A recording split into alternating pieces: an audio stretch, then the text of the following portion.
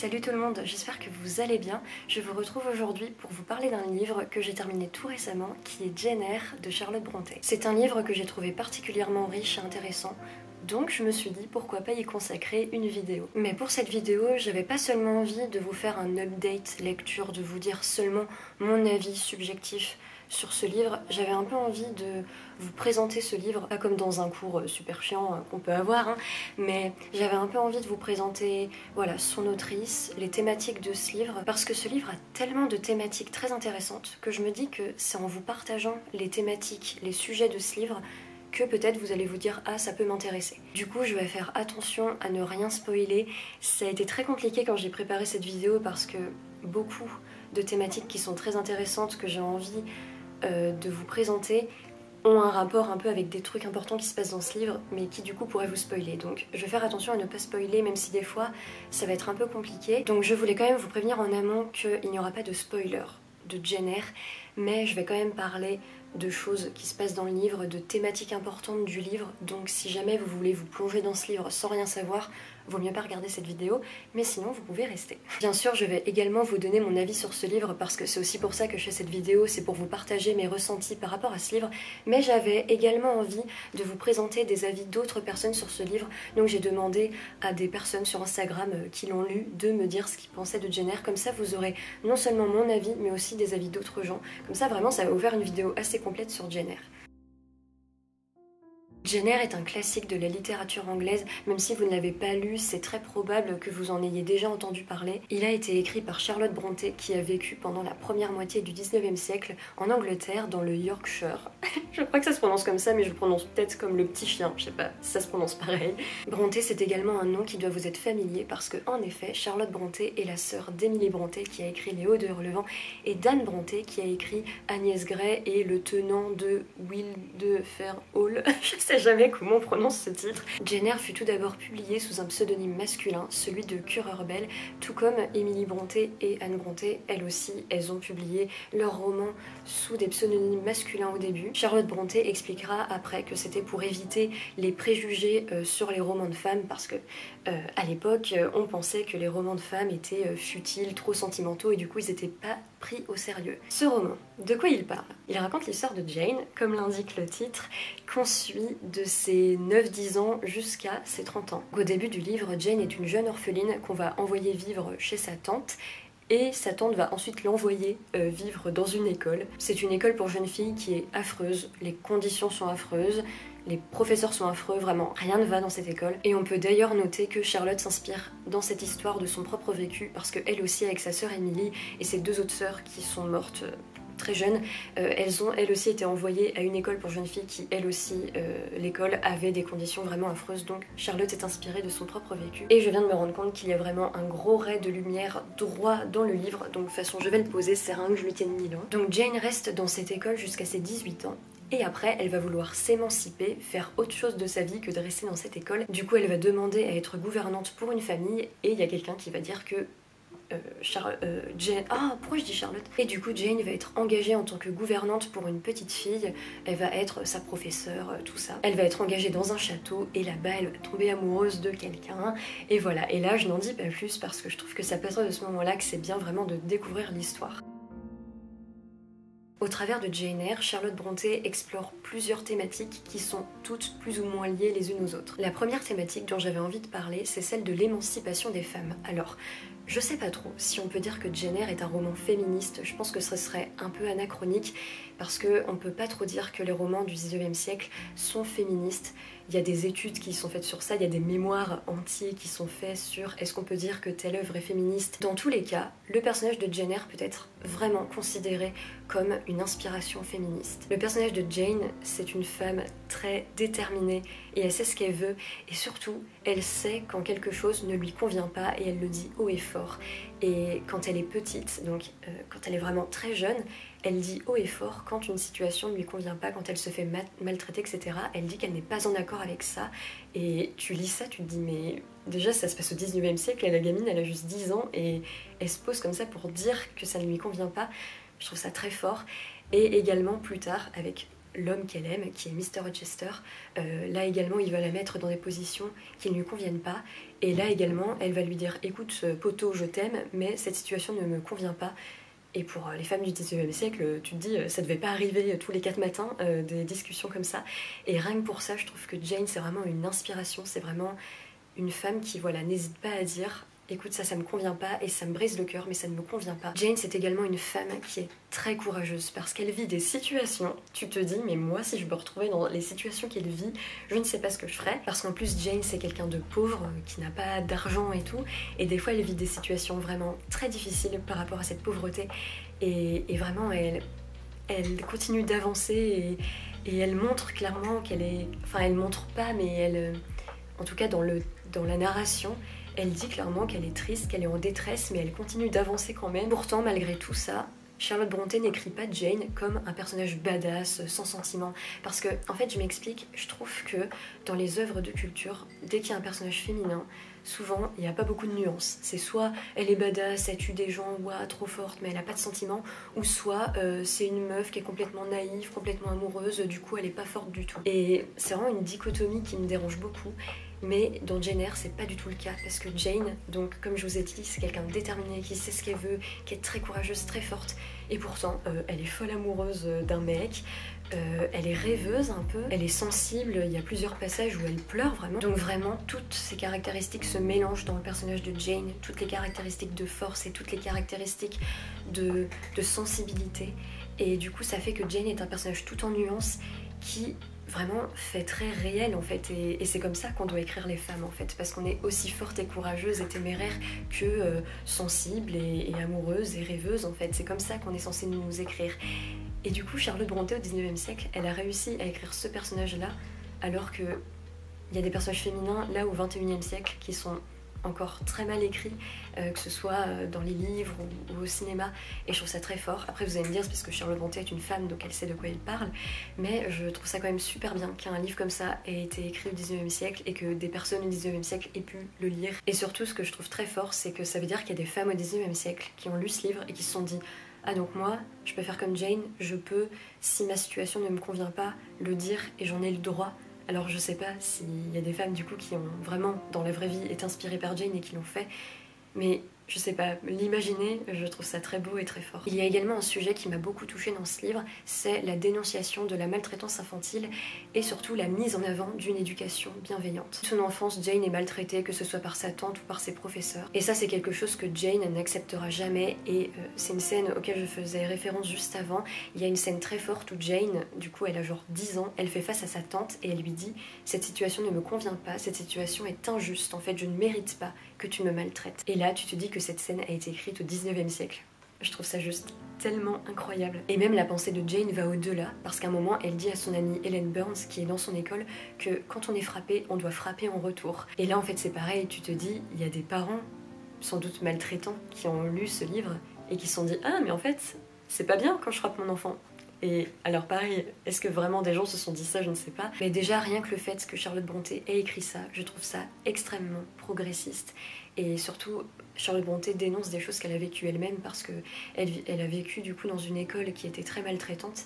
Et du coup, ça se sent en fait que Charlotte Brontë, elle parle avec son cœur, qu'elle est là genre non mais en fait ce que j'ai vécu, j'aurais pas dû le vivre et c'était juste horrible. Et même pas juste ce qu'elle a vécu, mais également ses sœurs. Et je suppose qu'elle a aussi témoigné d'autres choses. Et du coup, tu sens que c'est vraiment un cri du cœur, les moments où elle parle de la maltraitance infantile. Et du coup, ça rend le texte d'autant plus fort. La maltraitance de Jane permet à Charlotte Brontë de prôner une éducation bienveillante, notamment à travers le personnage de Miss Temple, qui est une professeure à son école, à l'école où va Jane, l'école de jeunes filles qui est maltraitante. Il y a une professeure qui est vraiment super gentille et elle prend du temps auprès de ses élèves et à chaque fois elle cherche à les défendre. Donc c'est vraiment une éducation bienveillante et on voit que Jane et ses autres amis vraiment aiment beaucoup cette professeure. Cette éducation bienveillante est également mise en avant au travers du personnage de Jane elle-même, qui est d'abord professeure dans son école et puis après, quand elle est gouvernante avec la petite Adèle, elle est également professeure et là on voit que clairement elle est très bienveillante, très gentille, elle tape pas sur les doigts de ses élèves, elle cherche justement à leur faire apprendre des choses tout en restant dans un cadre bienveillant, et on voit que ça marche clairement et qu'à chaque fois qu'elle a des élèves, ses élèves l'écoutent et que le feeling passe et que du coup tout se passe bien. Et au travers de ça, on voit clairement que Charlotte Brontë, elle est un peu en mode bon, arrêtez de maltraiter vos élèves, et vous voyez bien que les enfants peuvent apprendre même si on reste gentil. Au travers de ces quelques scènes, Charlotte Brontë montre que l'éducation bienveillante porte ses fruits et qu'il vaut mieux du coup faire ça qu'une éducation maltraitante. Et c'est vrai que j'aimerais bien étudier un peu comment a été pris Jane Eyre à sa publication durant le 19e siècle. Du coup c'était en 1847 je crois. Jane Eyre a connu un énorme succès à sa sortie, vraiment tout le monde se l'arrachait comme on dit dans le jargon. Et c'est vrai que je sais pas si, je me suis pas renseignée s'il y a eu des critiques virulents en mode oh là là, Charlotte Brontë prône la bienveillance, comment est-ce possible? C'est vrai que ça pourrait être très intéressant de regarder ça. La troisième thématique que je voulais aborder, qui du coup figure dans ce livre, c'est le choix des fois qu'on est amené à faire entre son amour, entre sa relation amoureuse et sa liberté, son indépendance. Malheureusement, c'est pas un sujet que je peux trop expliciter parce que je trouve qu'il en dirait trop sur les enjeux du livre. Mais ce que je peux dire, c'est qu'il y a beaucoup de réflexions sur la relation entre Jane et l'homme qu'elle aime, Mr. Rochester. Il y a beaucoup de réflexions autour de ça, autour de je l'aime, je veux être en relation avec lui, mais en même temps la situation qu'on a ne me convient pas et j'aimerais garder mon indépendance. Il y a vraiment plein de réflexions autour de ça tout au long du livre. En fait, Jane connaît vraiment un dilemme parce qu'elle l'aime, mais en même temps, elle peut pas être avec lui dans la situation dans laquelle ils sont. Et il y a beaucoup de réflexions autour de ça et c'était vraiment très intéressant à lire. Je suis désolée pour le changement de cadre soudain, mais il y avait beaucoup trop de soleil là-bas. Du coup c'était surexposé, ça allait pas être très agréable pour vos yeux et moi j'avais beaucoup trop de chaleur, donc j'ai préféré de changer de cadre. La quatrième thématique que je voulais aborder, c'est la religion. La religion a une très grande place dans Jane Eyre, mais j'ai trouvé que c'était pas chiant comme on peut le craindre. Mis à part dans certains dialogues vers la fin où j'en avais un peu marre, et puis c'était avec le personnage de St. John Rivers que j'ai pas du tout apprécié, du coup ces dialogues-là m'ont un peu saoulée. Jane, c'est un personnage qui semble croire en Dieu, mais en même temps elle a du mal à savoir comment exercer sa religion. Tout au long du livre, elle rencontre trois personnages qui vont chacun représenter une approche de la religion. Tout d'abord, il y a un prof à son école de jeunes filles là, qui est horrible. Par contre, je sais plus le nom de ce prof, de toute façon, voilà. Et c'est un prof qui est juste maltraitant et horrible, et du coup, il est très religieux, et justement, il utilise la religion en gros pour maltraiter les enfants en mode Dieu vous veut comme ça, donc je vous maltraite. Et les deux autres personnages religieux, ce sont son amie Helen Burns à l'école de jeunes filles, et plus tard St. John Rivers. Et Jane, en fait, va se rendre compte à chaque rencontre avec ces personnages que chaque approche de la religion qu'ils ont ne lui convient pas en fait. Elle voit trois visions différentes, trois approches différentes, mais aucune ne lui convient. Il y a peut-être des petits détails par-ci par-là où elle est d'accord, mais sinon l'approche dans sa globalité ne lui convient pas. Et en fait elle se rend compte qu'elle doit en quelque sorte trouver sa propre manière d'exercer sa religion, sa propre approche de la religion. Et en fait ces passages-là sur la religion, je les ai trouvés vraiment très bien faits, parce qu'en fait si une personne religieuse lit ces passages, ben, du coup c'est super intéressant vu que ça la concerne, et peut-être que la personne peut se retrouver dans ce qui est dit, voir un peu quelle approche lui convient le mieux. Et une personne pas religieuse peut lire ce livre et ces passages sur la religion sans être ennuyée ou oh là c'est chiant ça parle de religion, parce que c'est tellement intéressant et bien tourné comme réflexion, parce que Jane du coup elle se pose des questions sur son approche de la religion, sur comment l'exercer, et elle est en pleine recherche en fait. La cinquième thématique que je trouve très très intéressante dans ce livre, c'est la dénonciation que fait Charlotte Brontë des écarts sociaux, du fossé entre plusieurs classes sociales. C'est un sujet qui a l'air de tenir beaucoup à cœur aux sœurs Brontë, parce que je trouve que la dimension sociale, l'écart entre plusieurs classes sociales, c'est vraiment une clé de compréhension, par exemple pour Léo de Relevant d'Émilie Brontë. Et là je pense aussi que ça a peut-être pas la même intensité et c'est pas autant une clé de lecture comme ça peut l'être pour Léo de Relevant, mais je trouve que c'est quand même quelque chose de très important à prendre en compte quand on lit Jane Eyre. Jane, elle est orpheline, elle est pauvre, elle a pas de titre, elle a pas d'attache sociale, elle a pas un grand nom de famille, et l'homme qu'elle aime, Mr. Rochester, il est riche et il est propriétaire d'un château. Donc là on peut voir clairement le fossé qu'il y a entre les deux. Après c'est vrai que là encore en dire trop sur cette thématique, ça en dirait trop sur le livre et du coup c'est pas ce que j'ai envie de faire. Mais je trouve que Charlotte Brontë montre avec beaucoup de finesse vraiment ce que ça fait quand il y a un fossé social entre deux personnes qui sont dans des classes sociales très différentes. Parce qu'à plusieurs reprises, entre Jane et Mr. Rochester, il y a des tensions, des incompréhensions du fait de leurs deux catégories sociales qui sont très différentes. Charlotte Brontë montre également, avec là encore un peu de subtilité, même si c'est très clair, mais ça va, c'est pas non plus trop gros. Elle montre aussi que, clairement, en fait, les personnes riches, ça va être des personnes un peu fières, voilà, qui se la pètent un peu. Elle va un peu montrer ça à travers Mr. Rochester, tandis que les personnes plus pauvres, donc Jane, sont des personnes qui vont être beaucoup plus humbles, beaucoup plus terre à terre. Et je pense que dans cet aspect, on peut voir une certaine critique de la bourgeoisie. Donc voilà, je vous ai présenté les différentes thématiques que l'on peut retrouver dans Jane Eyre. Alors à voir si ces thématiques vous touchent particulièrement et si ça vous donne envie. Maintenant je vais vous donner mon avis à moi subjectif sur Jane Eyre de Charlotte Brontë. Je vous montre le livre comme si d'un coup je ne l'avais jamais fait. Déjà, c'est un livre que je recommande clairement. Si vous aimez les classiques, je pense qu'il y a de très fortes chances que vous aimiez Jane Eyre. Et si vous n'avez jamais lu de classiques, je pense que Jane Eyre peut être une bonne entrée en matière parce qu'il a tous les codes des classiques de la littérature anglaise. Mais en même temps, il est tellement moderne et progressiste et beau et simple et complexe à la fois. Je trouve que c'est vrai que c'est un livre qui est très complexe dans ses thématiques, dans ses enjeux. Mais en même temps, quand tu le lis, c'est pas non plus... super compliqué, j'ai trouvé. En plus, moi, je l'ai lu en VO. Et je tiens à dire que, alors, petit aparté qui n'a rien à voir avec ce que je disais, les Hauts de Hurlevent, j'avais essayé de le lire en VO anglaise et j'avais eu beaucoup de mal. Par contre, là, Jane Eyre, je l'ai lu en VO anglaise et à part peut-être quelques petites subtilités que j'ai peut-être pas saisies à un ou deux moments, franchement, j'ai trouvé ça assez simple à lire. Donc, je sais pas ce qu'Emily Brontë a foutu, mais en tout cas, je trouve que l'anglais d'Emily Brontë est beaucoup plus compliqué. Après, c'est aussi parce qu'elle utilise... voilà, des fois il y a des propos un peu... Mais on n'est pas là pour parler des Hauts de Hurlevent en fait. Je suis désolée, je parle tout le temps de ce livre parce que c'est mon livre préféré, donc voilà. Jane Eyre, c'est un livre que j'ai trouvé très beau, très intelligent, autant par son fond que par sa forme, autant que par ses enjeux, que par son écriture. C'est aussi un livre que j'ai trouvé très émouvant. Par exemple, le chapitre 23 m'a fait littéralement fondre en larmes. Je vous jure, j'étais dans ce lit, là, avec ce nounours là, et je vous jure j'étais en train de pleurer comme un bébé devant mon livre, et même à la fin, j'ai pas pleuré à la fin, mais j'avais quand même j'étais un peu émue, tu vois, je sentais que s'il y avait eu plusieurs pages un peu plus mélo, tu vois, je pense que j'aurais pleuré. Comme je le disais, c'est également un livre que je trouve extrêmement moderne dans ses thématiques notamment, que je vous ai cité juste avant, et du coup c'est un classique qui en fait m'a beaucoup étonnée, parce que je me souviens quand je l'ai commencé, je m'attendais un peu à retrouver en fait les codes classiques de la littérature anglaise. Et là, t'arrives, tu vois une gamine de 10 ans qui dit là tu me maltraites mais je suis pas d'accord. Et j'étais là genre ah ouais d'accord, on commence comme ça. Bah écoutez très bien, je m'attendais pas à ça, mais du coup c'était une surprise très agréable parce qu'en fait je me suis dit mais purée, c'est un livre qui a beaucoup de codes classiques mais qui pourtant fait des choses comme ça, et du coup c'est très très étonnant à voir, mais du coup d'une manière très positive. Donc là vous vous dites avec tout ce qu'elle dit, ça a été un grand coup de cœur, un coup de cœur magistral. Eh bien non. Jane Eyre, c'est un livre que j'ai beaucoup aimé, mais je dirais d'un point de vue objectif. Mais subjectivement, j'ai pas tant aimé que ça. C'est très bizarre à expliquer. Mais là par exemple, vous voyez, je l'ai terminé il y a une semaine, plus ou moins, et j'y ai pas forcément repensé. J'y ai repensé parce que j'ai un peu préparé la vidéo. Je dirais que c'est quand même un livre qui m'a marqué parce que je sais pas, je referai pas de dissertation de ma vie, mais tu vois, si par exemple à un moment je devais faire une dissertation, je pense que c'est un livre que j'hésiterais pas à citer pour dire notamment dans tel classique Jane Eyre on peut retrouver tels enjeux, tu vois, dans ce sens là je pense que c'est un livre qui m'a marqué.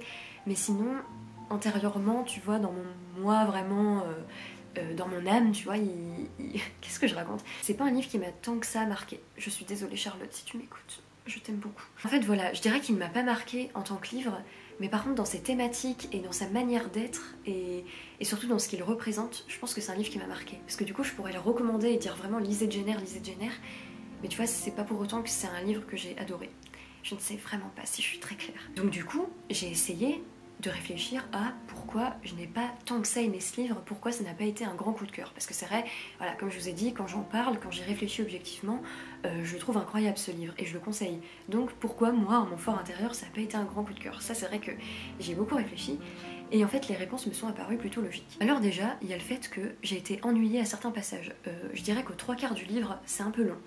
Et du coup ça m'a un peu détachée du livre, tu vois. Je pense que si c'était si ce passage avait été plus court, ou voilà, si il n'y avait pas eu ce passage, je pense que j'aurais été plus à fond et peut-être que j'aurais un peu plus aimé. Il y a des passages que j'ai trouvé longs et ennuyeux, notamment ceux avec le personnage de St. John Rivers qui est insupportable. Il y a des discussions entre Jane et lui qui dans le fond sont intéressantes, mais ça me saoulait quand même, tu vois. Et surtout que 3 fois de suite ils ont une discussion et ils se répètent beaucoup, et du coup là mais j'étais... Et tu vois je passais un peu les pages, et du coup je pense que c'est ça aussi qui m'a fait un peu baisser d'amour pour ce livre, ça a été tous ces passages que j'ai trouvé un peu creux, tu vois. Même si je sais que dans le fond c'était intéressant, j'étais quand même moins à fond dedans. Mais je pense aussi c'est dû au fait que il fait 652 pages, j'ai mis 3 semaines je dirais à le lire, donc je pense qu'au bout d'un moment aussi j'avais un petit peu envie de passer à autre chose, donc c'est peut-être ça aussi. Qui a joué, j'en sais rien, mais en tout cas il y a quand même des moments que j'ai trouvé un peu longs. Également, un autre aspect très important, c'est que je n'ai pas du tout aimé le personnage de Mr. Rochester.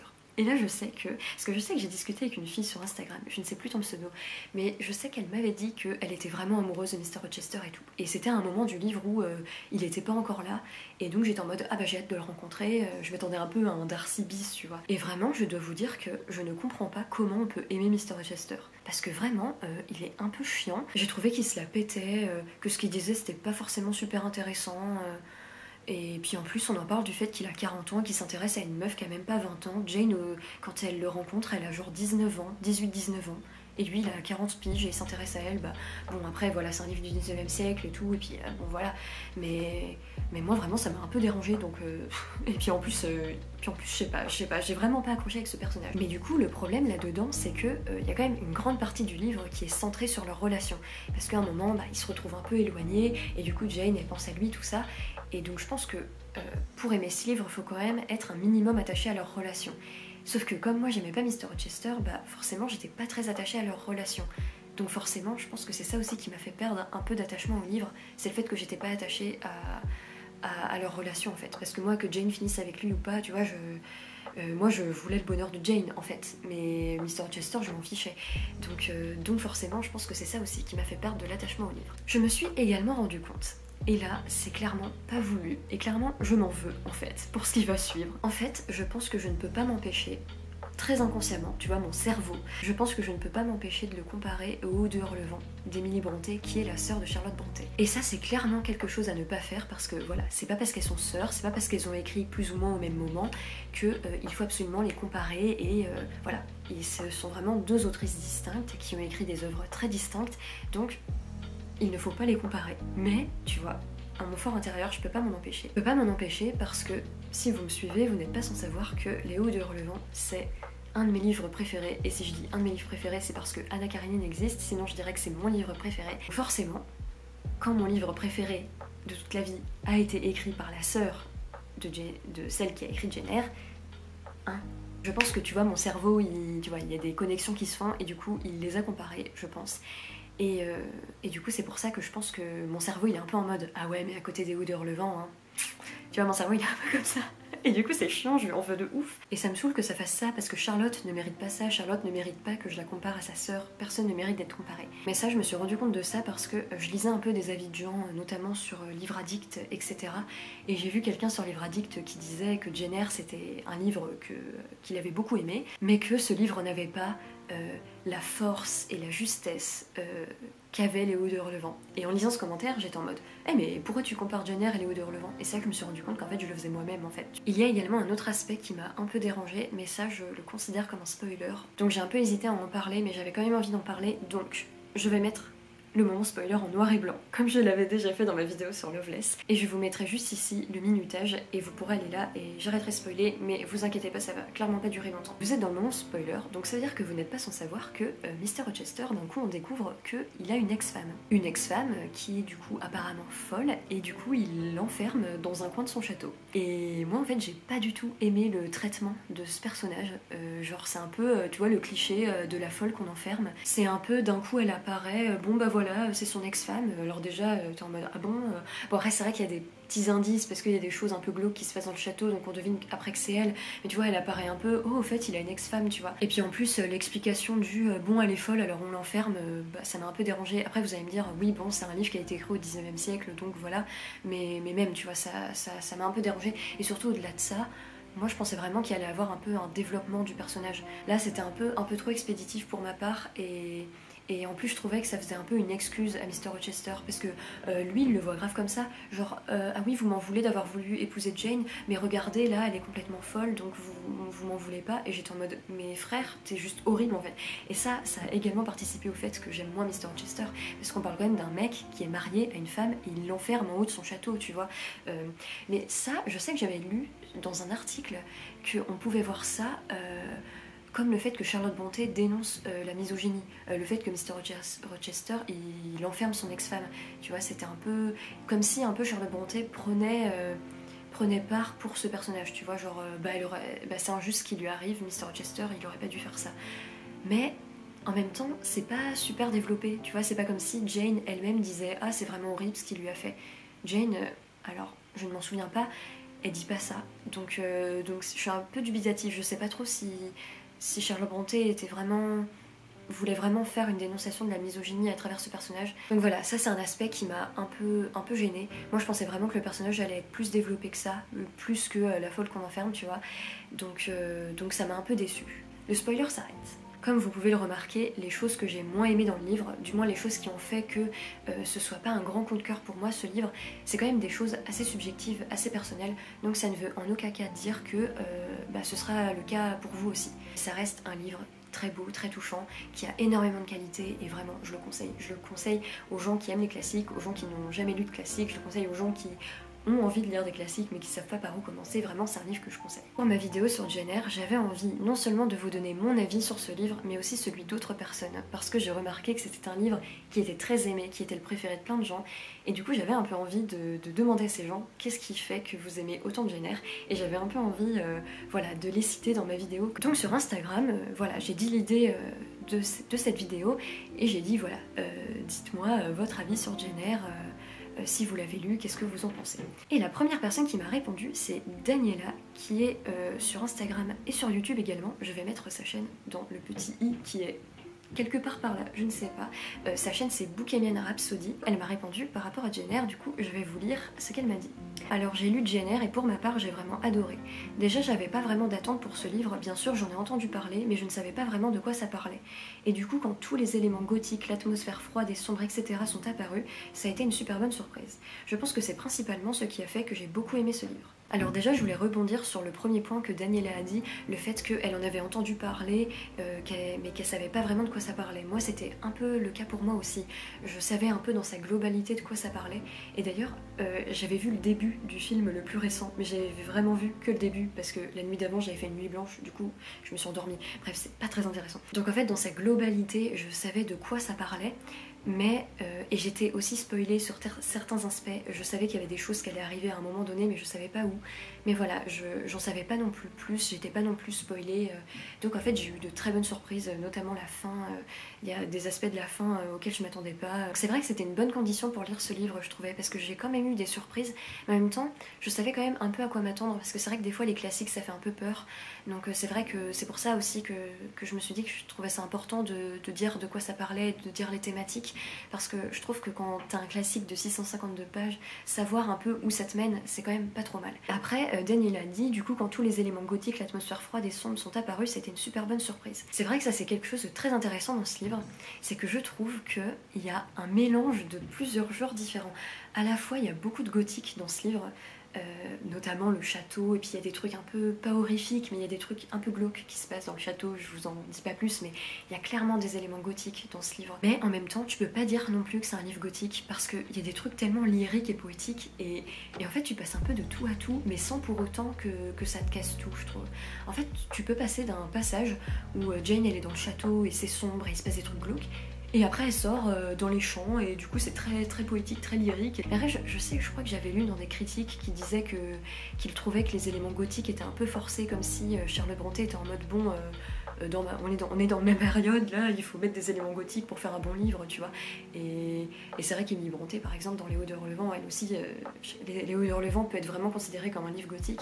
Donc je crois que j'avais lu certaines personnes qui disaient que les éléments gothiques paraissaient un peu voilà, mis pour faire gothique. Mais moi franchement ça m'a pas choquée, et justement comme Daniela ça m'a agréablement surprise en fait. Donc voilà, merci Daniela pour ton avis sur Jane Eyre, et j'ai également eu d'autres petits avis. Alors il y a Brin de Culture sur Instagram, j'aime j'aime beaucoup ton Instagram par ailleurs, qui me dit: je l'ai découvert quand j'avais 13-14 ans et j'avais tellement adoré Jane, son indépendance, son intelligence. Je l'ai relu à la fac et j'ai une nouvelle fois été séduite, c'est un de mes livres favoris. Et bah en effet, comme je vous avais dit, Jane, c'est vraiment un personnage très inspirant pour son indépendance et tout. Et c'est vrai qu'elle est très marquante, je pense, dans la littérature comme étant un personnage très indépendant. Et j'ai aussi lu qu'il y avait beaucoup de gens qui avaient été un peu déçus par la fin. Par rapport à ça, par rapport à son indépendance, tout ça. Mais ça, voilà, ça malheureusement on peut pas trop en parler parce que c'est une vidéo sans spoil. Mais moi je trouve que j'ai trouvé la fin très bien et très logique en fait, et bien amenée surtout. Parce que ça aurait pu être complètement out of character, genre bah Jane, qu'est-ce que tu fais? Mais là en fait c'est très très bien amené en fait, j'ai trouvé très logique. En fait je pense que ce livre je l'ai lu pleinement, en ayant envie. Et je suis très contente. Et malheureusement, c'est pas un coup de cœur, comme j'aurais pu l'espérer, mais c'est pas grave, parce que c'est quand même un livre que j'ai envie de recommander, et que je trouve beau, et que j'aime quand même bien, tu vois. Même si ça n'a pas été l'adoration extrême, je suis quand même très contente de l'avoir lu.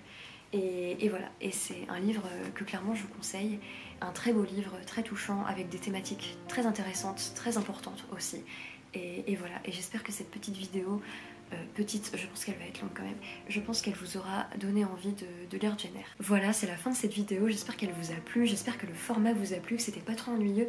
Dites-moi si vous aimez bien un peu ce format où je prends un livre, je dis ses thématiques, je dis mon avis et après je donne l'avis d'autres personnes. Moi je trouve ça assez intéressant et je me dis pourquoi pas le faire avec des livres que j'ai déjà lus il y a quelques temps, notamment Léo de Hurlevent, pourquoi pas faire une vidéo dessus. J'espère que cette vidéo vous a plu, si c'est le cas n'hésitez pas à la liker et à commenter et n'hésitez pas non plus à vous abonner si ce n'est pas encore fait et moi je vous dis à très bientôt pour une prochaine vidéo. Salut! Pourquoi je fais salut avec le livre? C'est n'importe quoi!